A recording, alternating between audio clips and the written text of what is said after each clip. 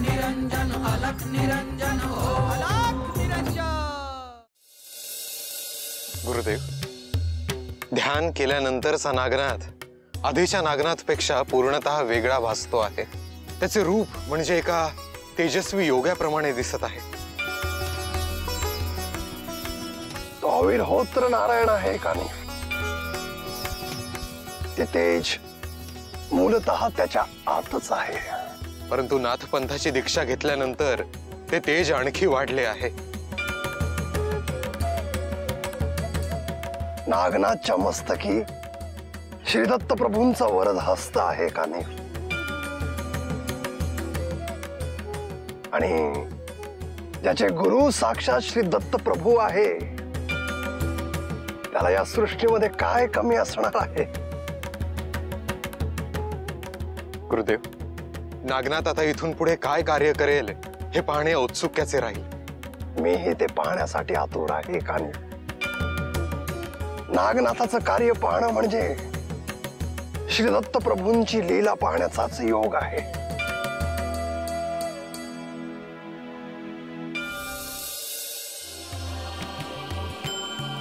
अरे श्रीपाद, जावई बापू, या ना, बसा।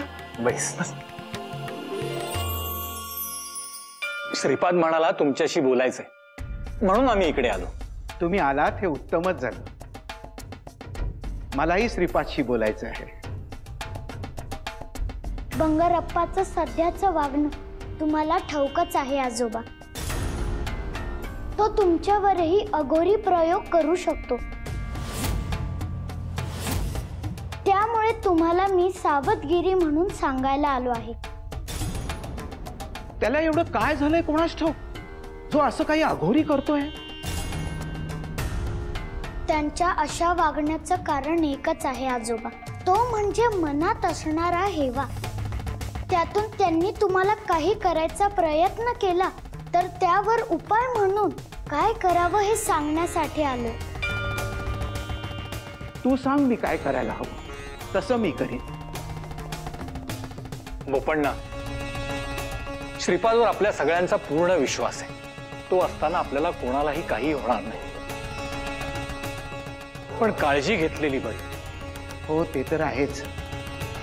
आपल्या कोणाला काही होऊ नये म्हणून आता मी देवाचं स्मरण करत होतो आणि आज रात्री अनुष्ठानही करण्याचा विचार आहे। तुम्हाला तुमची तब्येत सांभाळून जी साधना करता येईल ती करा, पण मी सांगेल त्याप्रमाणे तुम्ही दिशाबंधनही करा। ते कसं करावं लागेल? मी तुम्हाला मंत्र देतो, तो मंत्र म्हणत तुम्ही विभूती घराच्या चारही कोपऱ्यात टाका, त्याने दिशाबंधन होईल। तुमच्यापर्यंत कोणतीही अशुभ शक्ती पोहोचणार नाही। आजवर तुझ्यामुळेच आम्ही अनेक संकटातून वाचलो आणि आजही तू आमच्या मदतीला आलास। मी का नाही येणार? तुम्ही माझे आजोबा आहात आणि महत्त्वाचं म्हणजे तुमचा ह्यामध्ये काहीच दोष नाही। मनुष्याच्या आयुष्यात असे अनेक प्रसंग येतात जिथे त्याचा दोष नसतानाही त्याला काही गोष्टी भोगाव्या लागतात। अघोरी कृत्य करणाऱ्या लोकांच्या मनात असणारा द्वेष त्याला कारणीभूत ठरतो।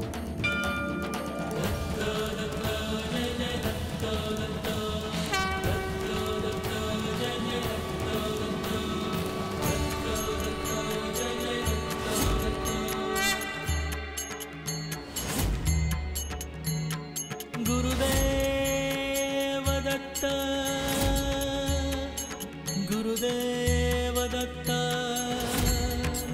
गुरुदेव दत्त।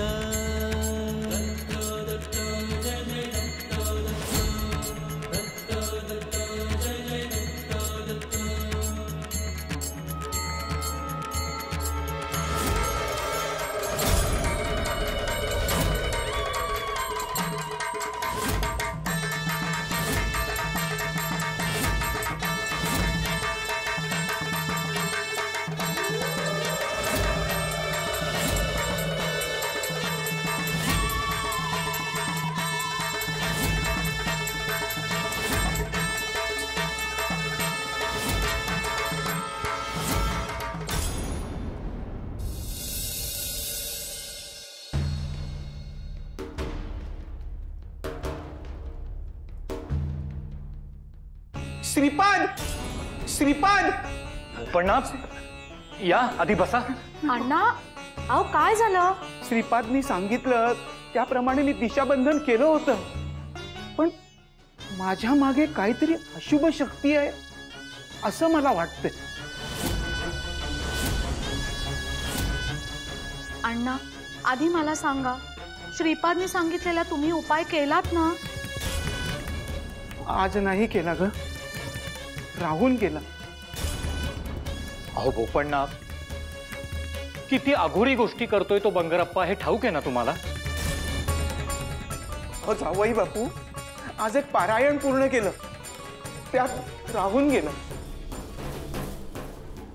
आजोबा तुम्ही? श्रीपाद, बरं झालं तू आलास. मला समजलंय तुम्ही का आलात ते. आधी तुम्ही बसा बघू. या बसा.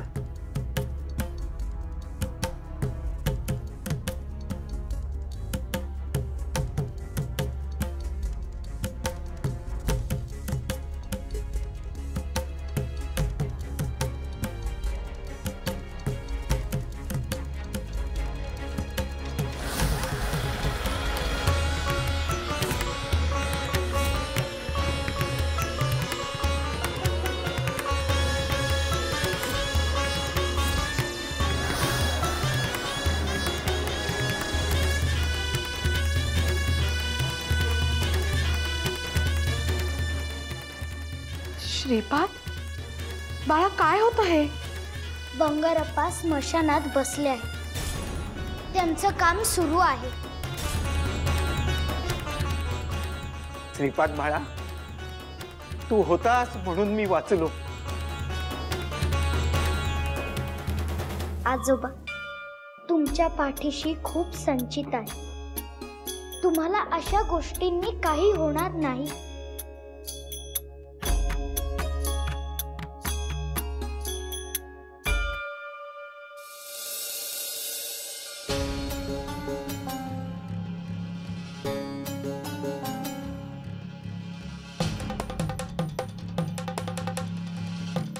गुरुदेव, आपण कसला विचार करता आहात?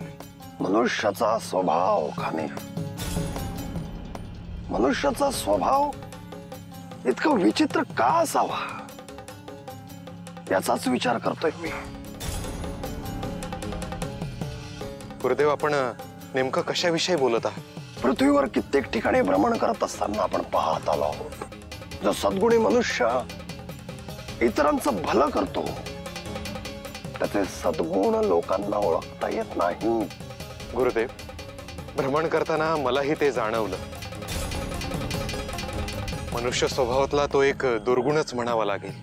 जे संत विभूती ज्ञानीजन सृष्टीच्या कल्याणासाठी संपूर्ण आयुष्य व्यतीत करतात, लोकांच्या मनातील अज्ञानाचा अंधकार दूर करण्यासाठी दिवस रात्र प्रयत्न करत असतात, त्यांच्याच विषयी लोकांच्या मनात द्वेष निर्माण होणं ही खरं तर व्यथा आहे का? श्रीपाद श्रीवल्लभ यांना ओळखण्यात बंगरप्पा ही तीच चूक करतोय.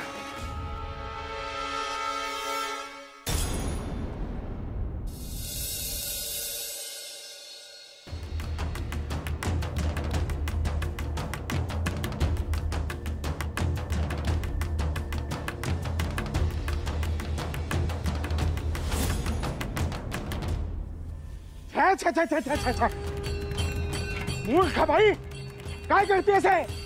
तुझी आणि बुद्धीची चुकामुक झाली आहे का? काय करतेस? कळत नाही का कोण आहे मी? काय झालं बंगरप्पा? माधव, हे असले अक्कल शून्य माणसं खातात आपल्या गावात. मी चाललेला पाहून या बाईने मुद्दाम पाणी टाकलं माझ्या अंगावर. अरे बंगारप्पा, चुकून पडलं असेल तिच्या हातून.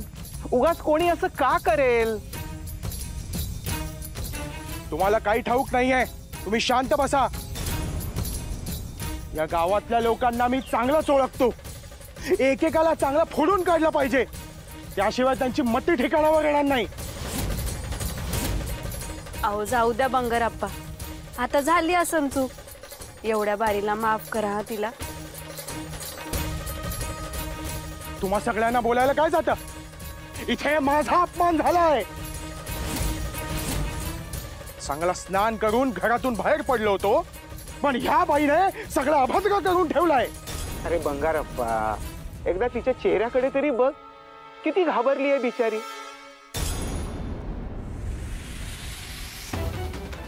तिने कृत्यच तसं केलं आहे. काय काय कुठाय तुझा नवरा बापू? घरात तोंड दडवून बसलाय का तो? या म्हणावं बाहेर, बघ म्हणावं स्वतःच्या बायकोचा प्रताप. बंगारप्पा, बापू रानात गेलाय, मला आताच भेटला होता. तो कुठेही असू दे, ह्या बाईने माझ्या अंगावर खळखटा पाणी फेकलाय. याची शिक्षा तिला आणि तिच्या सगळ्या घरच्यांना भोगावीच लागणार. बंगारप्पा, अरे शांत हो, झालं गेलं सोडून दे. साप आज चावला तर त्याचं विष आजच उतरवावं लागतं बोपण्णा, नाहीतर पूर्ण शरीरात पसरून त्याचा मृत्यू होतो.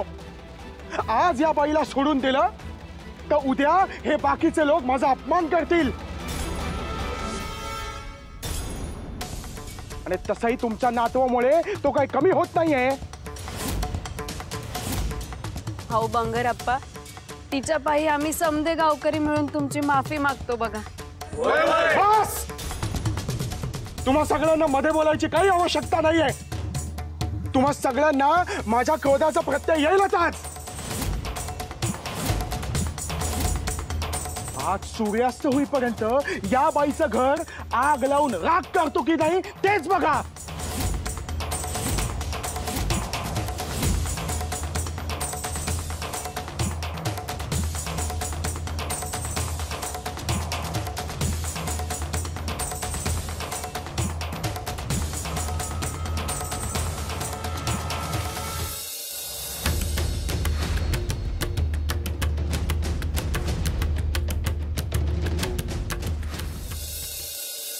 नाथपंथाची दीक्षा मिळाल्यानंतर भर्तरीनाथ मुक्या जीवांसाठी अखंडपणे कार्य करत आहेत.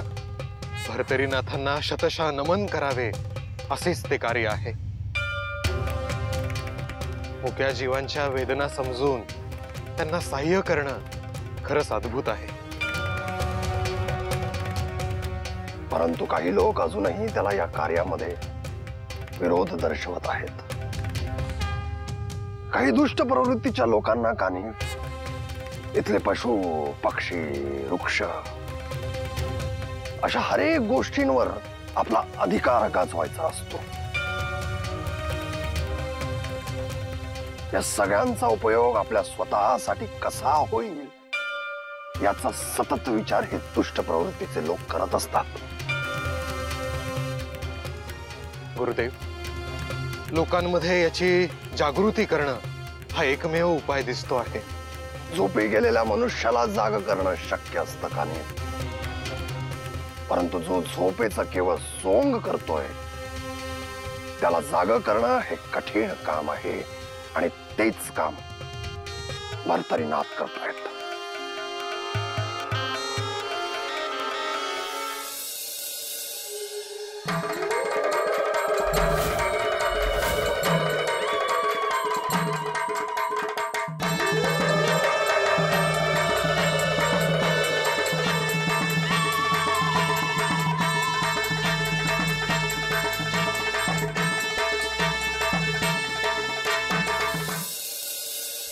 चरितं रघुनाथस्य शतकोटी प्रविस्तरम् एकैकमक्षरं पूसां महापातकनाशनम् ध्यात्वा नीलोत्पलश्यामं रामं राजीवलोचनं जानकी लक्ष्मीनेपेतं जटामुकुटमण्डितं सासितून धनुर्बाणं पाणिन्यक्तं शरान्तकं स्वलीलया जगद्रातुं माविर्भूतं गजं विभूत. श्रीपाद, श्रीपाद, अण्णा, अहो काय झालं? हवं ताई, बाहेर घडलंयच तसं आकरीत. अहो तुमच्या डोळ्यांनी खिडकीतून बघा.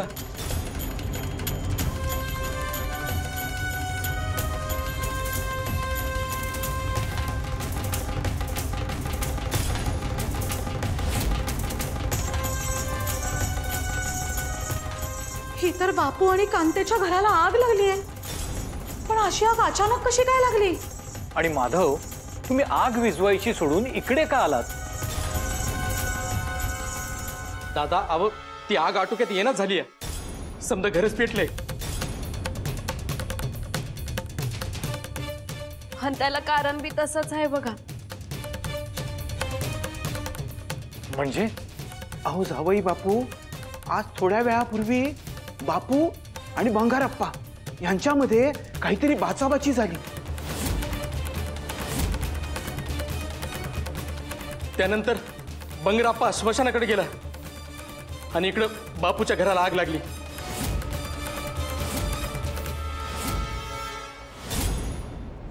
आणि कशी लागली ते कुणाला बी कळलं नाही बघा. श्रीपाद, अरे हे काय सुरू केलंय बंगारप्पांनी? झाली असेल थोडीफार बोलाबोली, पण अशी घराला आग लावायची म्हणजे? तेच ना, हे काय अघोरी प्रकार सुरू आहेत त्यांचे. श्रीपाद, तिथं कुणाला बी काही कळना झालंय बघ. आता तूच कर बाबा काहीतरी. आई, मला पाणी आणून दे. देते.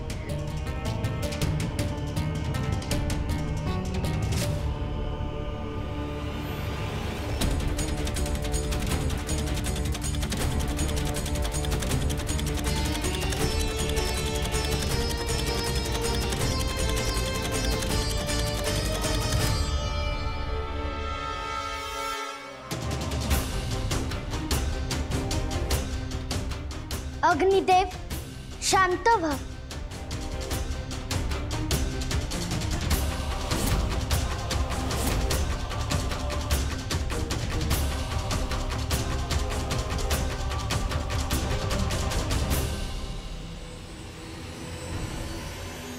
आता तुम्ही पहा, घराला लागलेली आग विझली असेल. होय.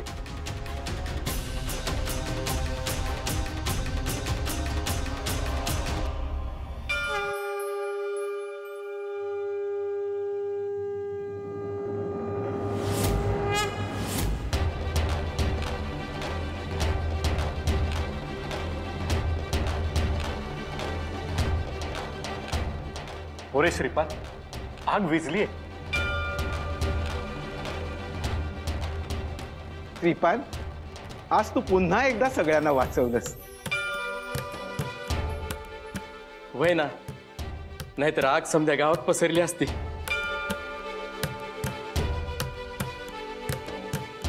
मी केवळ निमित्त मात्र आहे.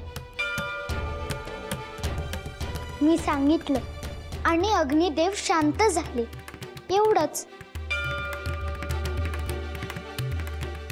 पण त्या बंगारप्पाने स्मशानात बसून इथं आग कशी लावली असेल? खरं तर हे खूप वाईट आहे. मनुष्याने त्याच्या विद्येचा वापर कुठल्याही चुकीच्या कार्यासाठी करू नये. श्रीपाद, त्या बंगारप्पाला त्याच्या पापाची शिक्षा मिळायलाच हवी. निसर्ग चक्रानुसार ती त्यांना अवश्य मिळेल. शिशुपालाने 100 अपराध केल्यावर जसं श्रीकृष्णांनी त्यांना शिक्षा केली, तसंच बंगारप्पांनाही योग्य वेळी शासन होईल.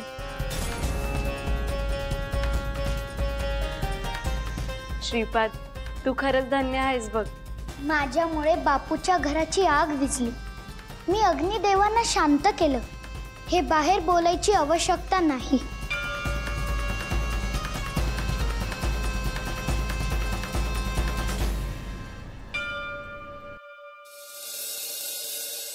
नागनाथ, तुला तुझ्या आई वडिलांची, गावातील इतर प्रियजनांची आठवण येत असेल ना? येते ना. त्यांनी माझ्यावर एवढी माया केली आहे. त्यांची आठवण मला सतत येत राहते. मग तुला हे सगळं सोडून पुन्हा त्यांच्याकडे जावंसं वाटतं का? नाही. श्री दत्तगुरूंनी आणि आपण दिलेली शिकवण असा विचार माझ्या मनात येऊही देत नाही. माझं त्यांच्यावर प्रेम आहे. माझ्या मनात त्यांच्याबद्दल नेहमी कृतज्ञताही राहील. पण नाथपंथाचे कार्य करण्यासाठी मला या सगळ्यांपासून दूर राहावं लागणार आहे आणि हे मला पटलंय.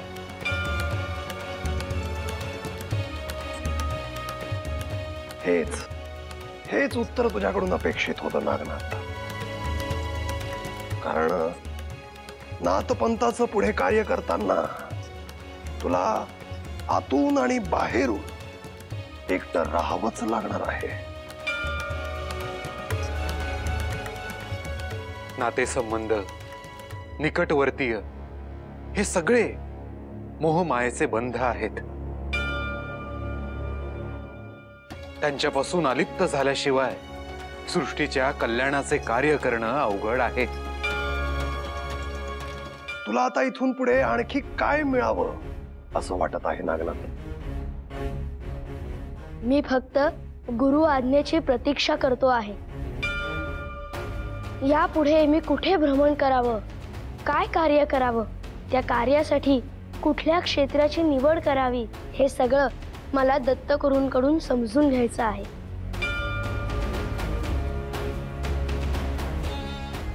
नागनाथ, दत्तगुरु तुला लवकरच भेटतील आणि त्याचबरोबर ते तुला योग्य ते कार्य देखील सोपवतील.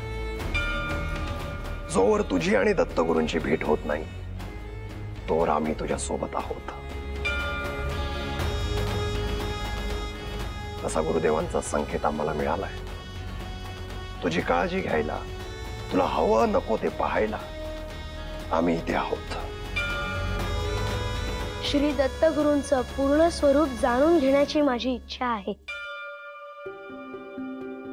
तू दत्तगुरूंचं स्मरण कर, त्याचं ध्यान कर, तेव्हा तुला तुझ्या सगळ्या प्रश्नांची उत्तर मिळतील नागनाथ.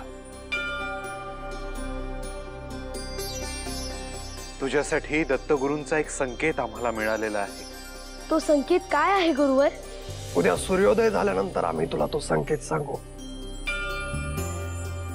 आता तू विश्राम कर. विश्राम नको.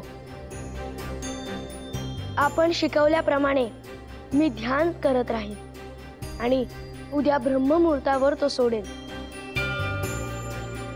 उत्तम. आता आपण सगळेच ध्यान करूया. नागनाथ, तुझ्यासाठी असलेला तो संकेत शुभ असणार आहे.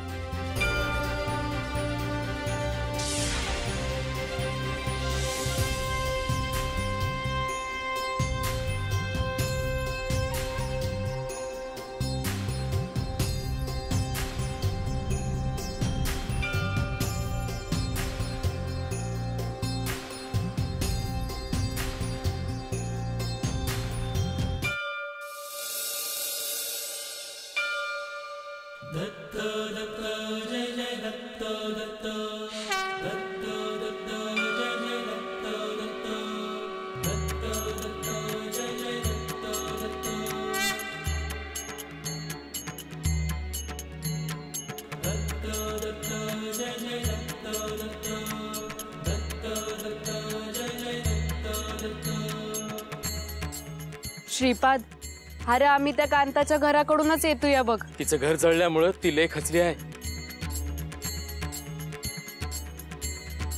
म्हणूनच आम्ही तिच्याकडेच चाललो आहोत. तिचं सगळं घर जळून राख झालंय ना, म्हणून तिच्यासाठीच हे अन्न घेऊन चाललोय. आपण सगळ्यांनी मिळून त्यांना थोडी थोडी मदत करायला हवी, म्हणजे त्यांना यातून पुन्हा उभं राहता येईल. अहो दादा, त्यासनी मदत करायला कोणी बी तयार नाही. समजे लोक तिच्याकडे बघून लांबून निघून जातात, पर जवळ कोणी जाईना. हे म्हणजे एक आश्चर्यच आहे. आपल्या शेजारी कोणाचं तरी घर उद्ध्वस्त झालं आहे आणि आपण त्याची मदत करायची नाही, हे चूक आहे. कोणी संकटात असताना मदत न करणे म्हणजे मनुष्य जन्म विफल आहे. श्रीपाद, अरे सगळ्या लोकांच्या मनात भीती बसली. भीती? दुसऱ्यांना मदत करण्यात कसली आली आहे भीती? हो ताई, समद्यासनी त्या बंगारप्पाची भीती आहे बघा. उग तिला मदत करायला गेलं आणि तो बंगारप्पा आपल्यावरती स्कोपला म्हणजे हे समद व्हायला न ग असं वाटतंय त्या लोकांनी.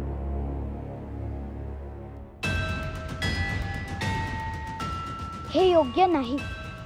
असं संकट कधी कोणावरही येऊ शकतं. प्रत्येकाने असा चुकीचा विचार केला तर सगळेजण एकटे पडतील. श्रीपाद, अरे जोवर लोकांमध्ये झाडच येत नाही तोवर असंच होत राहणार. त्यासाठी तुलाच काहीतरी करायला लागन श्रीपाद. आता ती वेळ आली आहे. हे सगळं कुठेतरी थांबवायला हवं. अरे श्रीपाद, तू कुठे निघालास? बंगारप्पाला भेटायला.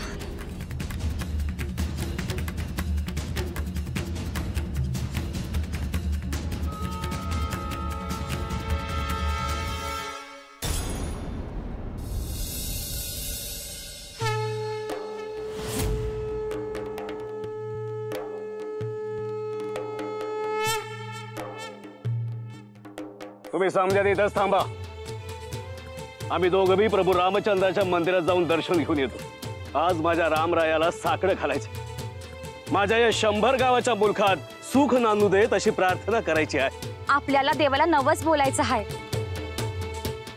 पूजा चालू असताना देवापुढे दुसरं कुणी नाही आलं तर बरं होईल. वय वय, तुम्ही समजे मंदिराबाहेर लक्ष ठेवून राहा. आम्ही पूजा करत असताना कुणाला बी आत येऊ देऊ नका. पूजा झाली की आम्ही बाहेर येऊ. चला.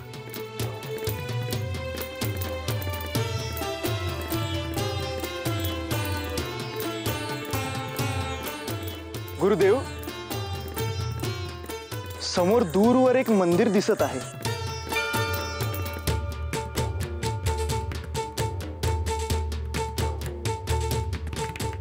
होय, ते मंदिर कोणत्या देवांचे असेल गुरुदेव?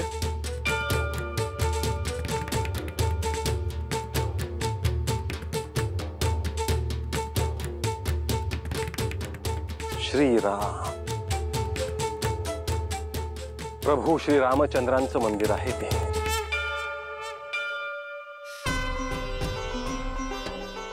हा योगायोगच असावा ना की आपण या वनात आलो. होय भरतरी, प्रभू श्री रामचंद्रांच्या दर्शनासाठी आपण मंदिरात जाऊयात.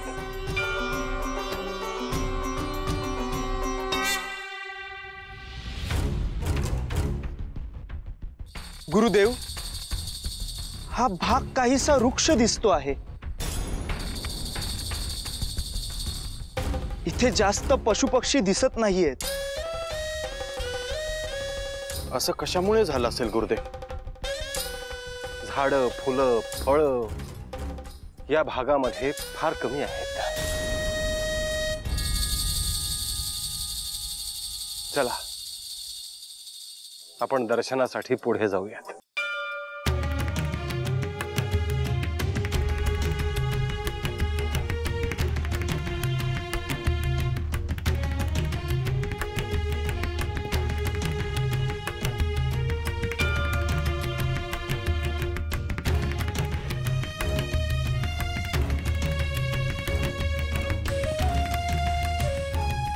हे प्रभू रामराय, आज पातूर आम्ही तुझी सेवा करताल आणि तू बी आम्हाला भरभरून दिलंस.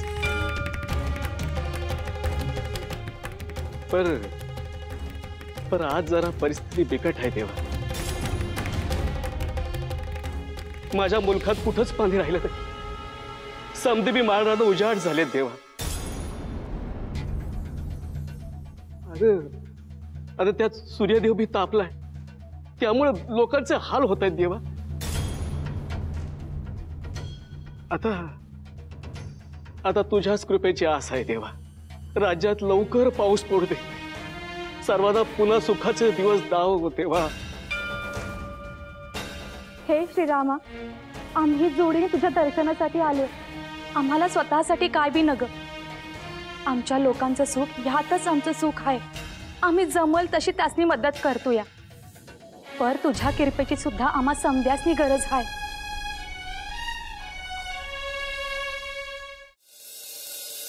हे रामराया, आम्ही तुम्हाला एक नवस बोलाया आलो आहोत. आमच्या राज्यात पाऊस पडून समधीकडे सुख समाधान आलं तर आम्ही आमच्या नगरात तुझं लई मोठं मंदिर बांधू. लोकांनी तुझी सेवा पूजा आरती करता येईल असं आम्ही बघू. पर आमची एवढी ही प्रार्थना पुरी कर देवा.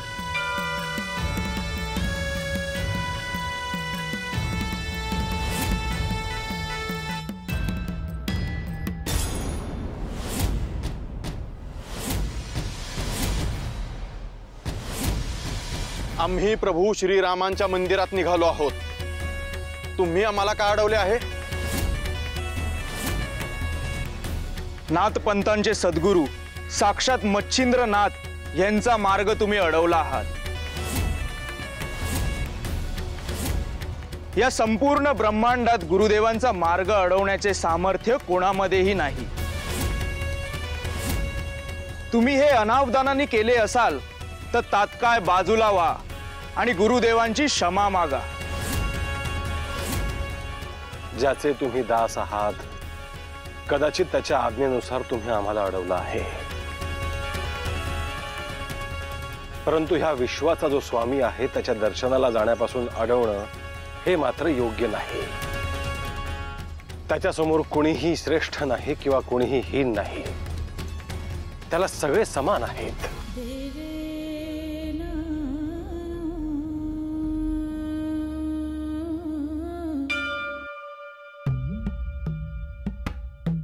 रघुराया, हे समजे कष्टकरी लोक आहेत. उद्या पाऊस नाही पडला तर रानात काही पिकायचं नाही देवा. अशानं समद्यांची लेकर बाळ उपाशी राहत्यान देवा. समधी लोक आमच्याकडे लई आशेनी बघतात.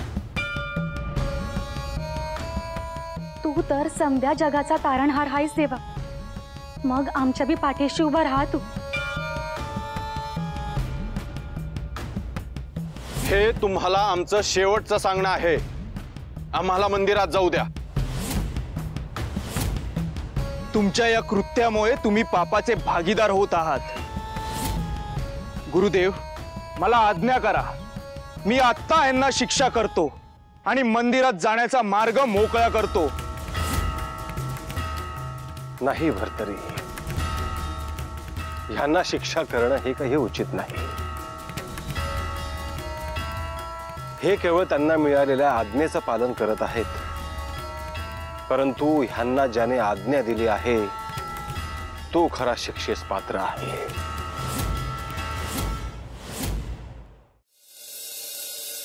देवा श्रीरामा, मी तुला साष्टांग दंडवत घालतो. पण माझ्या राज्यातले समदे नदी नाले पाण्यानं भरून वाहू दे. समद्यांच्या घरात सुख येऊ दे. समद्यांचं कल्याण कर. आम्हा लोकांवर तुझी संत महात्म्यांची कृपा राहू दे. हीच तुझ्या चरणी नम्र प्रार्थना.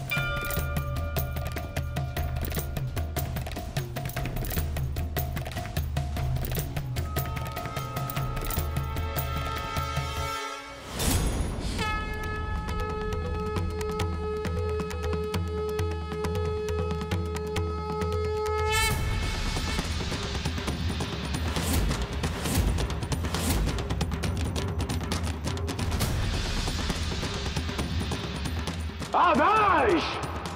अलर्क! निरंजन!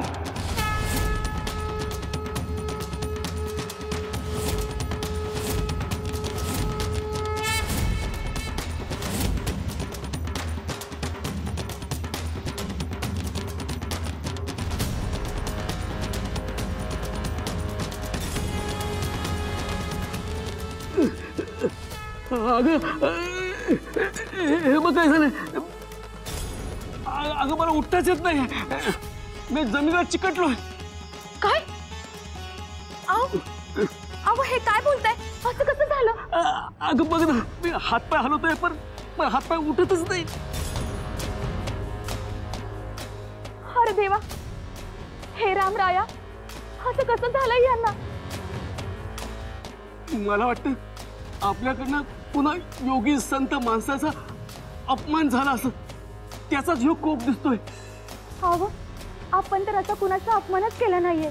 अगं आपल्याकडनं नाही, पण आपल्या पुन्हा माणसाकडनं झालास.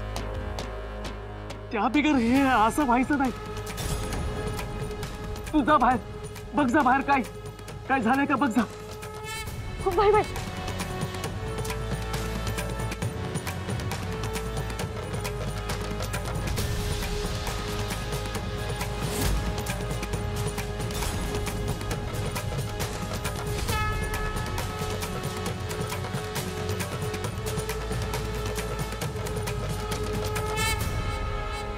तुम्ही यांना का अडवलं आहे?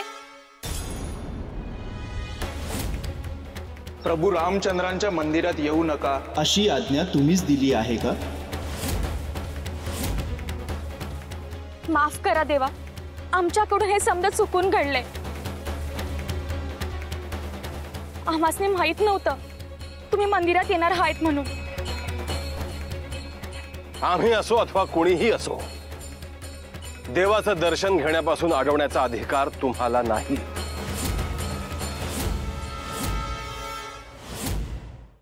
देवा, आमची चूक पोटात घ्या. आमचे हे प्रभू श्रीरामांचं दर्शन घेताना जमिनीत चिकटून बसले, त्यासनी ह्यातून सोडवा. तुम्ही गुरुदेवांचा अवमान केला आहे.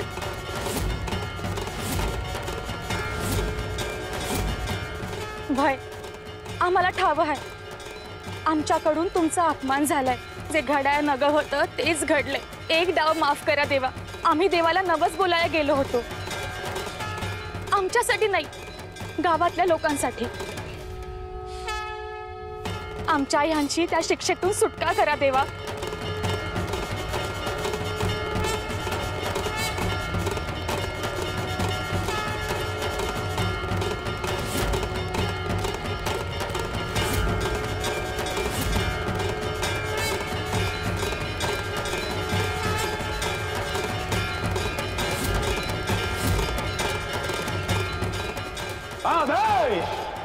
अलख निरंजन.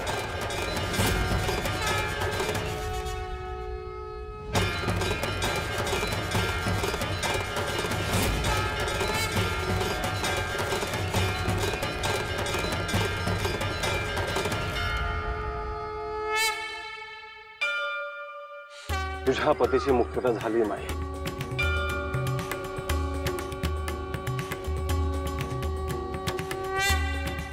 लई उपकार झाले देवा. चला तुम्ही दर्शनाला चला.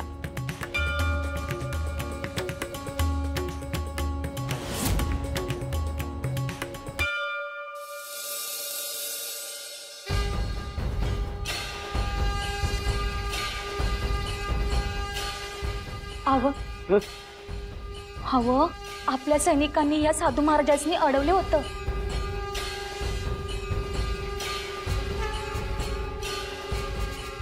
साधू बुवा, या पामराला माफ कर. तुमच्यासारख्या थोर विभूतींचा माझ्याकडनं अवमान झाला.